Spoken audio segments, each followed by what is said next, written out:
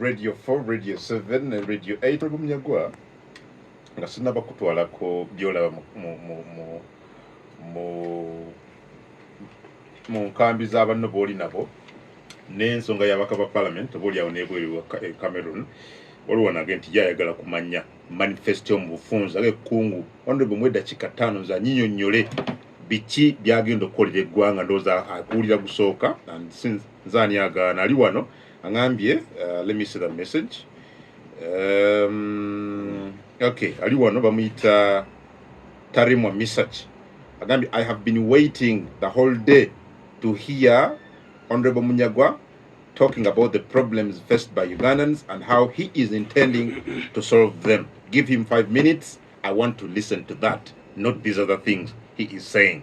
Tarimwa Misach. Well, thank you, Tarimwa. Social problems manifesto yaffe eri segmented ezimu ensonga zikwata regions zine bizitafaanagana. That's number one.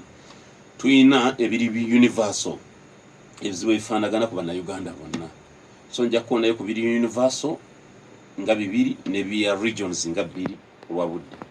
Mukulu Tarimwa njagala kutegeeza nti ebyenfuna bya Uganda bivudde mu mikono gy'abannayuganda. Kituufu economy otunulya statistics economy ebyenfuna birinnye naye tebiri mu mikono gy'abannayuganda. 95% ebyenfuna by'abannayuganda kati biri mu mikono gy'abagwira bemuyita ba investors. Tekitandibadde kibi singa investor ajja wano n'agaggawala naye obugagga obwo ne busigala wano, ekyo tekyandibadde kibi. Naye ekisooka ensobi yakolebwa eri emu nti tulina kituyita beneficial ownership mu company law, nti ani nanyini company gojja kulaba MTN Uganda, Airtel, but ani nanyini ali emabega kyekikulu. Todda ku bino tulina Uganda, tulina Airtel company oba tulina Stanbic Bank Uganda, but the beneficial ownership kikulu. Uganda yakola ensobi mu kwagala okufuna ba investors nekkiriza nti foreigner abeere ne 100% beneficial ownership mu company. Tekiriyo mu nsi zonna ezikulaakulana. Some percentage of shares zirina okubeera owned by Ugandans.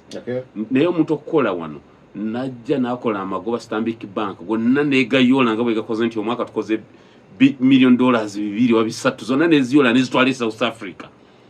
Airtel zonna neziyoola nezitwala India. Ekyo olaba nga kyali nsobi nnene. Ate nga abamu ba investors abo fields ze bajja mu Uganda yazinamu upper hand. Kankuwa ekyo okulabirawo ng'oyina mango ojjukira gundi gye bajja UTL. Yes. Ng'oyina kampuni y'essimu yayitibwanga UTL. Yes. Wayite weetaaga kuleeta MTN oba Walid.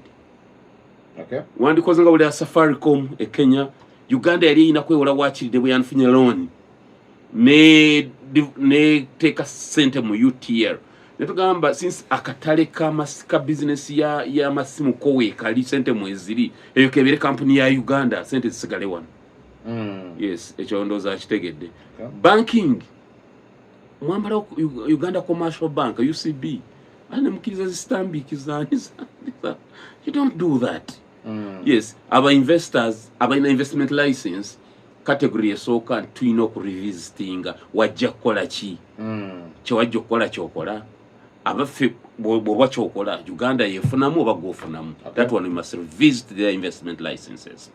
However, waliwo abeeyita ba investor bammwe abali wano nga talina na work permit talina na buli ki olw'okuba taata we yajja oba olw'okuba Muganda we yajja n'ateeka factory embalala wali ku lw'emukono akola homes gundize ebikozesebwa ewaka amasepiki masowaani baki Abachina ajirako omulala najjanga azza okukyala afuna visa ya kukyala.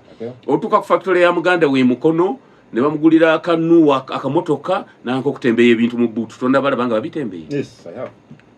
Taina tasula trading license nakumaka ifris akuguza ekintu akuguza sepiki taina na receipt gyakuwa tasula VAT tasula trading license tasula pairs yuan n'atambula Kampala, Kagadi, Hoima, Kinyandongo, Arua nga mumuyita investor. Muna investor baabo batembeye ebintu aba batalina work permits na investment license. Nkuli Mukulu Tarimwa mbembeera president wabagenda fuluma musawa na 8 zokka. Ekyo still we are unapologetic kwekyo. You elite tumanyi mtu branding zamanya Idi Amin masijui nini tugenda bagoba. Number 2, tugende kuyenjigiriza ekisooka tulina upgrading curriculum yaffe eddemu etukagane n'omutindo gw'ensi yonna Mr. Kungu edda omwana yavanga wano ga graduate nga bwagwe UK atuuka akola bukozi mulimu nga diguri ye Makerere abali UK batukuba kubiba bajulire nga diguri ye Makerere wo osoma Bachelor of Commerce bakuwa omulimu mu banka ye UK Makerere University Bachelor of Commerce neka tekyasoboka omwana ina degree wa ne bwagende Dubai akola bwayaya why curriculum yaffe teri upgraded to international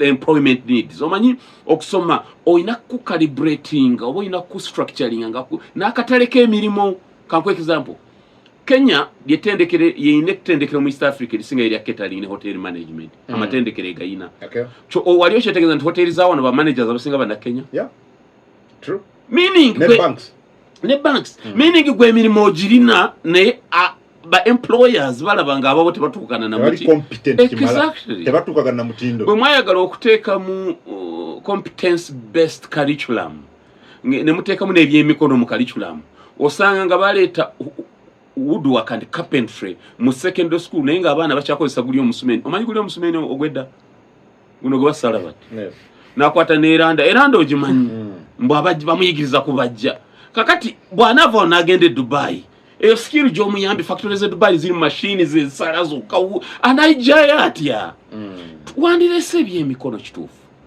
naye wansose n'osindika abasomesa mu mawanga agakuguka mu cottage factories mu ebyemikono China, India abasomesa ne bababangula n'oteekawo regional laboratories nti embalala amasomero tulina labu ekola ku byokubajja ebyokuzimba ekozesa machines eri mbalala mwankolesa region abaana mubatwalayo ko ne bafuna feel ku machines ezo nti ne bwagende Dubai anonya bunoonya ebbajiro liriwo eri omulembe n'abalaga certificate ye namukosa interview n'afuna omulimu ogwo guli mu line eyo tulina okukyusa curriculum etukagane n'akatale k'emirimu naye on top of that even before that abaana tulina okuba n'abaana balina obwongo abaana balina obwongo ojja bafuna ngo baliisa bulungi bino ebya UPE nga teri mmere ku ssomero teri baana baba bagenda kusoma baba bagenze kukona ate n'ogamba RDC abasaba headmaster tebageze ne basaba abazadde wadde 10 ekyemmere gavumenti tekikiriza wadde obuugi mwana kyayinza okusoma ng'enjala emuluma kungu omwana wa P1 so tugenda UPE kugisigazaawo naye ku ssente ezibbibwa gwe tunaamala okusiba amakubo agabadde gali extravagant tujja kufeedinga abaana emmere siba primary boka wabula abaana betugamba from the age of 1 to 18 kubanga mulimu abasoma amangu nayingira secondary mu myaka 10 gataso gumira njala so tugamba whoever is below 18 will be fed by government at school and that's it. So mukulu talemu ebibye kati ebyenfuna mu Uganda biri segmented, however ekiri universal n'abasuubuzi kyowulya bekalakasa bagamba omukyeyina agenda nakuguza ekintu ku factory ate naleeta muganda we namukolera edduuka mu kikuubo gwe beeyi abagikuza si 10 nojo otunde 12 muganda we yateeka edduuka ku kikuubo ate nasigana naye atunda 10. They are manufacturers, wholesalers, retailers, meaning buli mulimo gwa muna Uganda bagutwala. Economy bokwata kubaguyira economy ojja kuba gifixinzeko ekitundu donedde ku misolo emisolo government yatunulya nnyo emisolo neyerabira ebirala edda abantu ab'okukikuba bananjulira Kampala Central abakongo abanyarwanda ababurundi aba South Sudan bonna bali basuubulawo mu Kampala era nga ne hoteli zikwacho vala buli akedi abanko hoteli waggulu negenda obuzola aba akedi zikyakola because bana Uganda containers ziri ku URA olw'emisolo egiri exorbitant. Omuntu agenda agenze gulango ye ng'amanyi mujja kubala buli piece buli saati mu charging omusolo agenda okudanga mu kyusiza policy kati kilo you are able to shifting policies to fixing ebyenfuna tubize mikono gy'abantu abulijjo kakati ebyobulimi ebyenfuna still wadate omanyi economy yaffe 85% abantu abasinga tebali mu cash economy bali mu subsistence agriculture biki. However osobola okubagaggawaza nga tolese na rocket science twagala market guided commercial agriculture Market guided. Market is the catchword. Market guided. Commercial agriculture. Nti aberuwero balima enanasi. Abe ukayunga balima enanasi. Region enanasi zibalayo. Tebetaaga parish development model. Tebetaaga miyoga.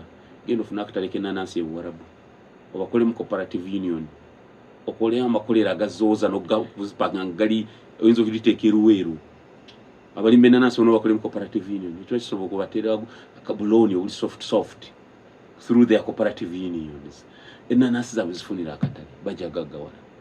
Abalima amatooke yisinjiro wawa amatooke gaabwe gafunira akatale nga gali fresh. Teweteeka kujota kusoni tujja gakaza. Manye narembulidde kikabadde project ebirwako sente ojuke ekyuma ekikaza amatooke nekati tekirabikanga. But mu Latin America, Peru, oh my goodness, mu Latin America by exporting amatooke gali fresh ne bagatwala mu US, Europe. Gava factory ne bagaparkinga bulungi mu box enyonyi ne zigasitula. Abantu bafuna sente gufunira ebirime ebiri wakatale toleeta na birala bino bimala. So PDM gomu kubagenda kujijjawo. Tayina makulu. Tayina makulu. Sengoge na mukulembeze. Teri mu kyalo genda kwa PDM temala na budde. Cooperative unions. Bibina by'obwegasi. Abalimi b'ebikajjo tetukyetaaga muyindi kubanga yakola sukali mu bikajjo. No, those days are long gone. Abalimi bakole mu cooperative unions. Kaliro Sugar Works kigule ekyuma kijje ku muyindi akole emirimu emirala okiwa abalimi b'ebikajjo that cooperative union. Bobe nyini bategere beije begolako ebikajjo byabwe. Bobe nyini oba engineers na kibeka mulire sukali oba mukazi wa mukube. Bobe nyini bamwetundire. Nti amagoba agalimu agavaamu ono gandi badde atwala ewaabwe gadde mu balimi b'ebikajjo. Bajja kusasula ekyuma kyekyo bakikusasule ate n'omulimu gw'ebikajjo bagwettanire kubanga wajja kwa satanite amanya ne bay kwa ne mu general conference yabadde general meeting yabaddemu eyabalimi bane tugenda byegulako sente meka nga wala Bugisu cooperative union the honorable Nandala Mafai perfect ekyo yalaga ensimbu alina kyasobola okukola abalimi b'emmwanyi under Bugisu cooperative union begulako emmwanyi zaabwe ne bazeeterako value they export their own coffee. Lwaki ku mmwanyi kikola ku bikajjo ne kitakola? Ekizibu kye tuyina wano mu economy lwaki the state capture. Ochimanyi the so-called investors they are bali mu tax evasion na smuggling. Majority of them. Anti wali mwaka waira kagamba mbu raw materials tezisosolenga muki musolo. Kati investor basinga be baleeta basi smuggling ebintu ebirike emisolo ejama nga biresenga raw materials. Kiwetaga kupangulula. Kati wapangula ga URL no machine spare parts za machine zange zenkozesa. Kumba lese machine dala kuzitunda ku market ya Uganda. Oba you get the point. Chiri wano is state capture. Osanga factory y'ebikajjo ngeri mu munene. Ne babaleka there for to exploit farmers. Government agro processing jamba foreigners. Never middlemen. Ebere mikono gyabo nyina aberimire ebintu. Akangwa ekyo okulabira. Tali mu agende China abuuze. Amakroni gemugula wano gemulya. Spaghetti. Bibiri tuyonkozesa ewaka. Candles. Byonna ebyo obuntu obuva China obukozesebwa ewaka bukolebwa mu cottage factories babukolera mu maka g'abantu. China. Really? China baregistaringa buli sense brand names amakolero ni bagakolera waka home waka wewati. Kakati ebyo nabyo noba instead omaze emyaka nokyayagala amakoloni gabeera imported from China. For sure. Ekyo kyokka olemeddwa solution lwaki bino ebintu okozesebwa wakati bikolerwa wano tubiteko ne ban nga tebikyava bweru. Ogenda kulonkinga mamotoka nti ffe tukola basi. Togenda kola basi kusinga China, kusinga Japan, kusinga India. They enjoy a lot of economies of scale. Batekawo dezo lines za assembling the factories ne bakola capital n'avaayo bali magoba nti akatale ne bakaka they can always produce cheaper products kubanga bo bajeyo da nga bono ganda tekawo da farm yenkoko capital gwe nateka mu milioni 5 yavaayo da so ejine bwe ligula 3 milioni 15 batosalwa nnyo Uganda tujja kusobola wegenda mu bino byosobola so kosookere ku misubaawe ejo bobani biche ebintu tubikozesebwe waka macaroni toothpaste biche ogamba bino tuwadde emyaka ebiri nga tebikyayingira wano oyita abasuubuzi abadde babisuubula mugende mugule machine ezibikola tetugenda bikiriza wano genda phase by phase neto bukira wonti tuina plan investor wajja nga mumweru nagamba kati ngenda kola nnyonyi ngaga yego tuwetaka wana gamba ngenda exactly penalty nze ngenda kuzimba dwaliro tuzimbire the entire mess here tumuwane sente the entire mess here sasa suda musolo entire mess here eri wano malo gamwe muloga ntikale enjeru yetegeera yoka malo mwina malo. So Munyagwa local investor got inokuwa bino byonna tumuwetta katika nkubuuze Dr. Mbonye wali otuse Nakasero Hospital ansonye omwogera ko is not a politician. Yes, Nakasero Hospital one of the best hospitals in this country. Chogamba singa government ya mwongera let's say 300 billion. That's what called a specialized branch ya Nakasero Hospital. Nebera under PPP. So wetaga payment from Italy 1 trillion who is even not a doctor, a medical doctor. Atakola atabanga yona dwaliro lya ouli taina na chamanyi kubya tabanga kona dwaliro ali mu mwanji bwabukira amalwaliro. Do you need that?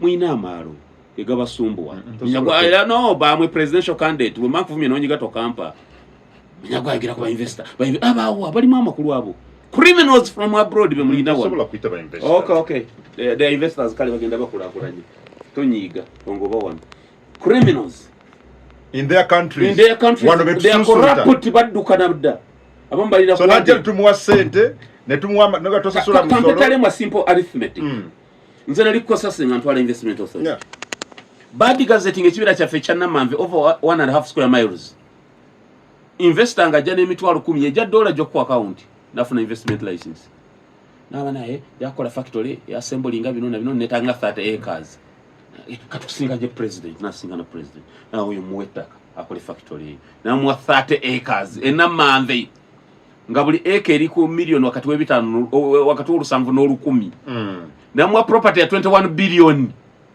na yateke chapa manyage yenga chakola agenda mu Exim Bank na ateka chapa echo na mu 15 billion najja ko 10 nagula apartments e Dubai etaro na ateka ogu factory ne gumala nga amanyi gujjagwa abasinga factory badduka dane bazirekawo nga ne byapa banka zezibirina kati yo sente yasiga nsimbi wano bayakungula nsimbi n'agenda yakungula nsimbi n'atema mujje wa maalo n'abantu abaddugavu bategeera wava muno talina makolero alina mulwana tereka makolero mugenzi galeka mukiwanuka ono Africa Industries yaine kolero erisinga okukola stationary mu East Africa yonna si muddugavu mujje wa maalo mugaje osimarungi katujje tandika Musatu touches outside Radio 4 and so very good song that. Very nice. Ani nyini kwa luyimba no nabaka chobu kusifa buli mu luyimba lu. Mugenzi Adam Mulwana yakola oluyimba olonga oluyimba lwa struggle yaffe yakulembera Dr. Chiza Besige. Oluyimba twaganye okutukola oluyimba olulala ntuga tukole remix y'olwo olw'ensonga nga tetwagala bantu bafutuluza twagala abantu tukyali kuchiri kyetuliko. Bubaka chobu kusika buli mu luyimba. The one ekisooka kutegeeza abantu kujukiza abantu Dr. Besige jali ekyo kikulu.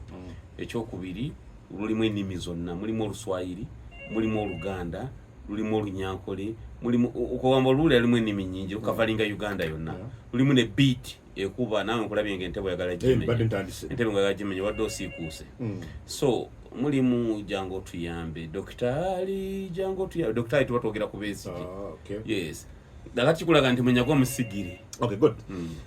Njagala funa ku masimu kichola mu nkambi za ba presidential candidates abalabolina waliwo ne talk gye twalina wano eya mukyalemeddwa okulaga obonene musobola okuleeta omuntu omu ne mumuwagira ku bwa president. Ekyo tekijja kuyamba ekyomuntu omu kyesibyeko simanyi lwaki bw'ogatta obumyu 15,000 toyeza kijerikani kyamata toyeza kuweza kijerikani kyamata mwena muli bumyo bw'oba tosoose kunoonya kalulu muyina kwegattanga mugatta maanyi naye mweneegattanga muli banafu neera temuyina makulu ffe enkambi ziri enjawulo gye tuziinako ffe tuyina message bote balina message ani atenda message enkambi endala z'ogambye wadde ogamba baani waliwo njagala obakyazi omuntu annyonnyole manifesto off cuff nga annyonnyola ensonga zitemaatema nga zitemyetemi okulaga nti manifesto wezimuwono munyogo tunaziraba manifesto za anti nga nkunyonnyo waliwo ebiboozi waliwo ina 10 waliwo ebiboozi olinagamba tugenda kutumbula ebyenjigiriza talina atya the how is not nawe kungwe ngamba nti ndiwe ensonga 10 byogenda okukolera abantu osogamba tujja kutumula ebyenjigiriza tujja kuyamba abakyala tujja kuyamba anybody can say that but how and it must be off cuff or against nti ebintu byenjogira mbimanyi tibina message twegatire kuki eno since why amaruwa nti oli ateekamu oluseke n'oli n'ateekamu nono n'ateeka please mutuwe respect President Museveni awedde omumaze nze nkimanyi omanyi fe abasiraamu Honorable Munyagwa President Museveni gwe ekyalima Besigye ekyalima Ssemwogerere ekirime Bobi Wine kwagenda kikola wallahi olinze kulayira ngenda kubeera president kungu akalulu kano wakamaze kungu ngenda kubeera president. Okay, you know I bring in the other question of the how, because anybody can sing in the president. Sobola kugamba we have plan A, B and C. Chonzo mpita musiru you think I'm that such a fool teke kumeza buli chetusaza chetuliko 226 Munyagwa president wa Uganda. Kumuze president wa Uganda we 10. Come again? Kungu Munyagwa gola banandi kati gwe manye kikutawanya olwokuba ogwe tulirwadde wamu bongubira amasimu wayo tuse wane nzanga nziruka kati golowooza ebiri wayo oli program sinza kisazamu oboli wayi linyoje ebyo bogola so you see sibi ebiri I'm the next president of Uganda.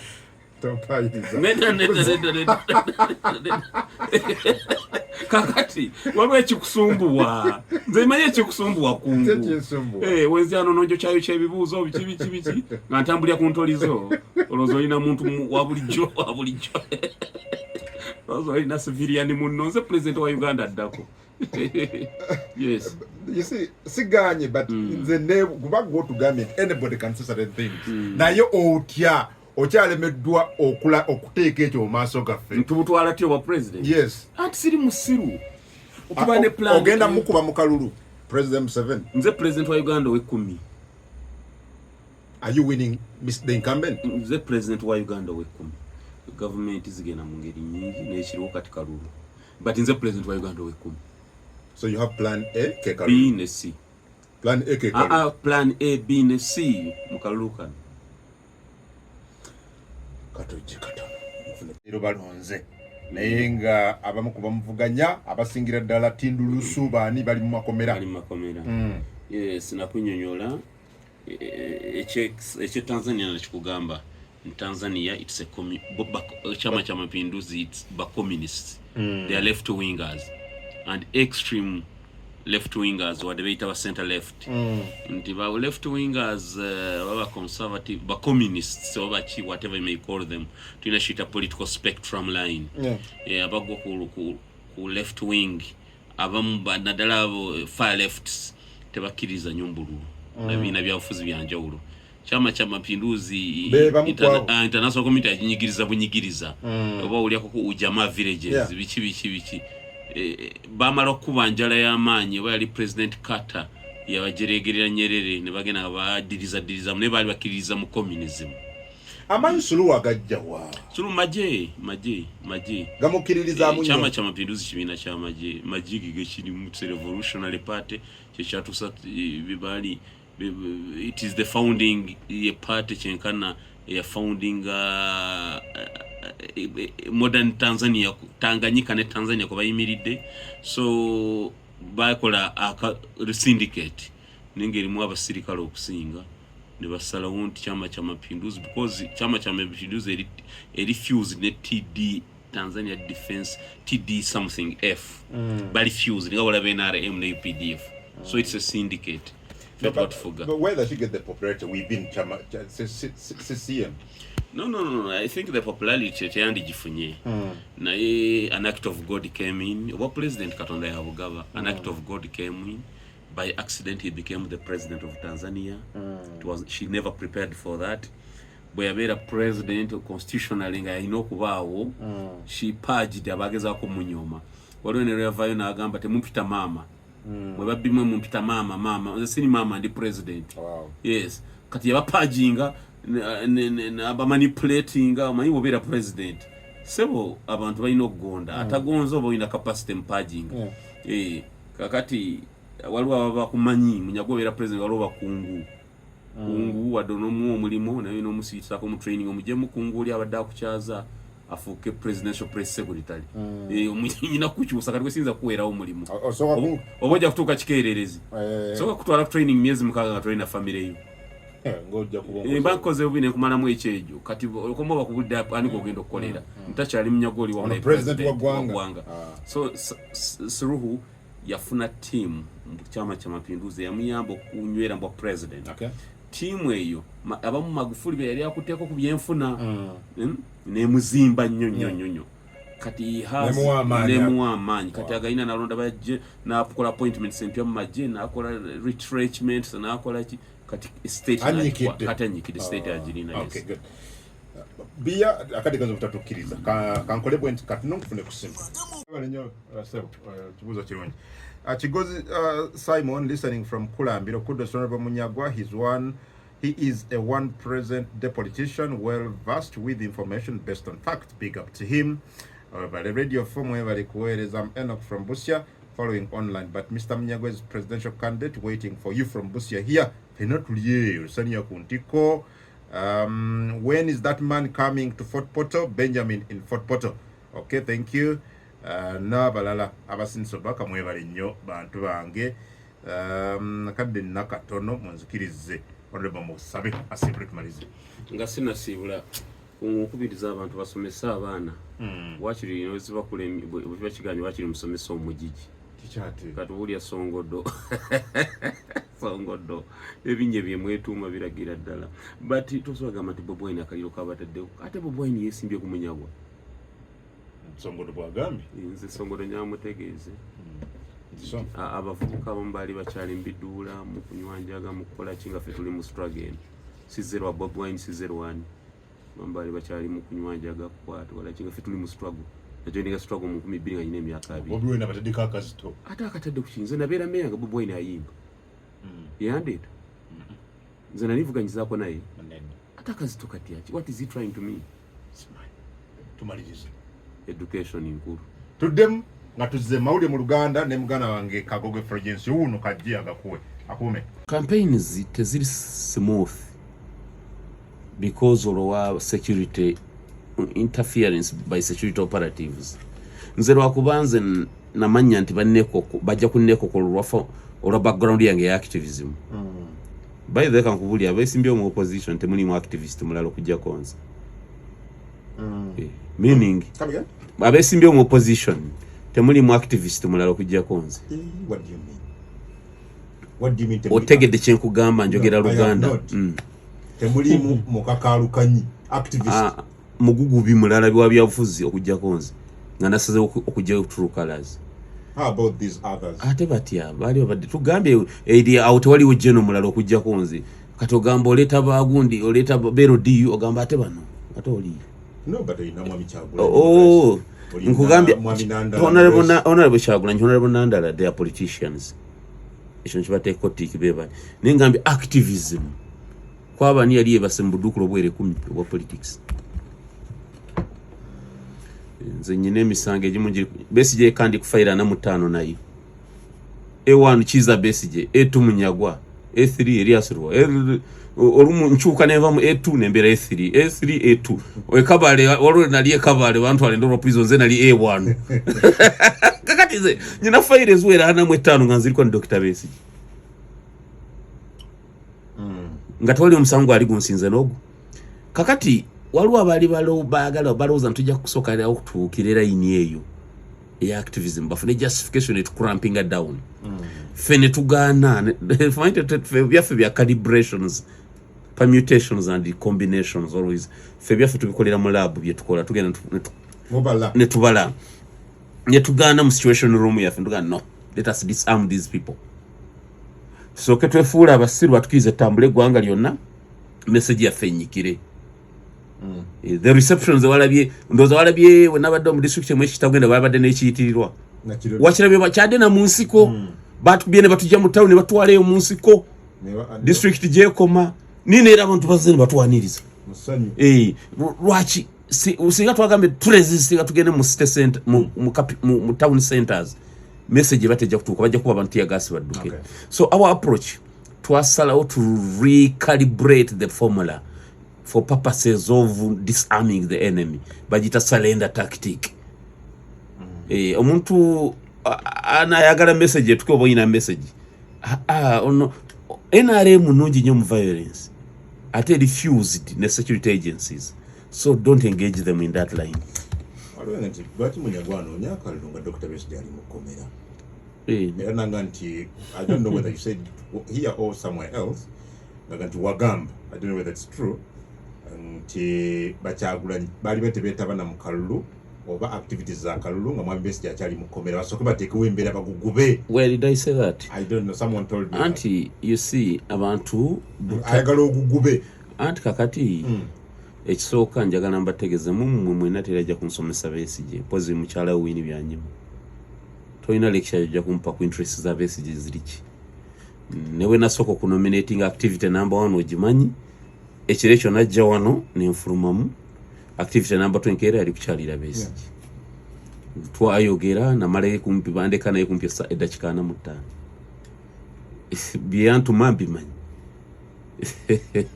Gwenero omuntu atamanyi politics tamanyi luyimbo olwo lwenkozesa campaign toka kwa barabara You use that song? Mwe munyagwa ameingia tolumanyi yuko olumutasa forward. No, I know that song. I can't. Waliwo tuyine oluli remix eri munyagwa ne Besigye neko naseka dakitali jango tuyambe oli tamanyi lugenda lutya toka kwa barabara munyagwa ameingia toa basi yako tunataka rusania tonalulira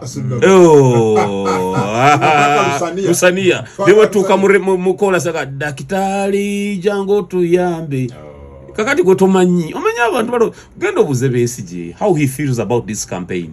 He feels good. Wetunagendera kunjiri abamanyi timu ya Besigye mujagiraba he feels good about munyagwa. Besigye, I and Besigye have a covenant of blood.